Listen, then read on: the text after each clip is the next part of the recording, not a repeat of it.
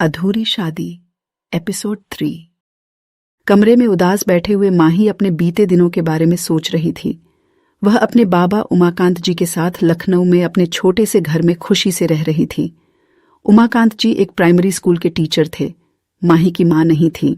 जब वह 11 साल की थी तभी बीमारी की वजह से उसकी मां का निधन हो गया था। तब से आज तक उमाकांत जी ने ही माही को माता पिता दोनों का प्यार दिया। उसे कभी किसी चीज की कमी नहीं होने दिया। हालांकि माही भी काफी समझदार बच्ची थी।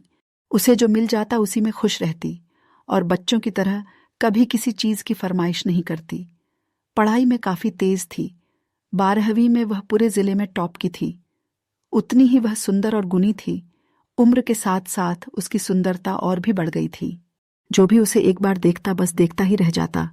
रंग इतना गोरा मानो दूध में सिंदूर घोल दिया गया हो। दुबला पतला छरहरी काया, कमर तक लंबे सुनहरे बाल, आवाज मानो कोयल कूक रही हो कहीं। घर के कामों में भी निपुण थी। अभी माही के ग्रेजुएशन का दूसरा साल चल रहा था। सुबह उठकर घर के सारे काम खत्म करके वह कॉलेज जाती। वहां से लौटकर शाम में वह कुछ बच्चों को ट्यूशन पढ़ाती थी। वैसे तो उसके बाबा इसके लिए मना करते थे, लेकिन फिर भी वह सोचती कि खाली बैठने से तो अच्छा है कि कुछ काम कर लिया जाए। उसके तर्कों के आगे उसके बाबा भी हार मान जाते थे और हंसकर कह देते थे, तुम तो मेरी रानी बिटिया है, जो तेरा मन आए तू कर।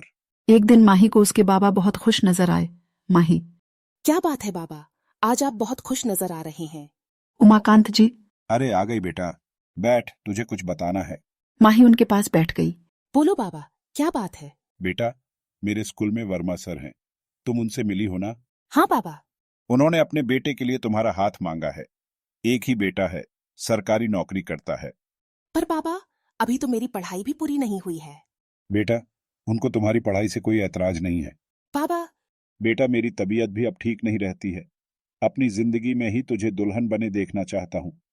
मैंने पता किया है, लड़का अच्छा है, फिर रिश्ता सामने से चलकर आया है बेटा। और सबसे बड़ी बात बेटा, उन लोगों को दहेज भी नहीं चाहिए। बेटा, तू तो जानती है ना, मेरे पास दहेज देने के लिए कुछ भी नहीं है। बाबा, आप ऐसा क्यों बोलते हो? मैं दहेज लेने वालों से शादी भी नहीं करने वाली। उमाकांत जी की आंखों में पानी भर आया। यह देख माही उनके आंसू पोंछ बोली, ठीक है बाबा, मैं तैयार हूँ। उमाकांत जी उसे अपने गले से लगाते हुए प्यार से उसके सर को सहला दिए। मेरी रानी बिटिया, हमेशा खुश रहो। माही शर्मा कर अपने कमरे में चली गई। हर लड़की की तरह शादी को लेकर उसके भी कुछ सपने थे।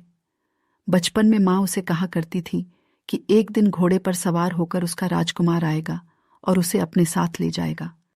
वो आंखें बंद करके उस पल को सोचने लगी जब उसका राजकुमार उसे लेने आएगा। वो उठकर अपने अलमारी से एक डायरी निकाली। उस डायरी के कवर पेज पर राधा कृष्ण जी की सुंदर सी तस्वीर थी। वैसे तो उसे डायरी लिखने का कोई शौक नहीं था, पर जब उसने वह तस्वीर देखी तो खरीदने से खुद को रोक नहीं पाई थी। उसने डायरी खोला और उसके पहले पेज पर सुंदर अक्षरों में लिखा, मेरी शादी।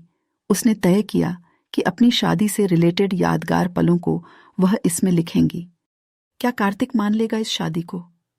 क्या माही के सपने होंगे पूरे?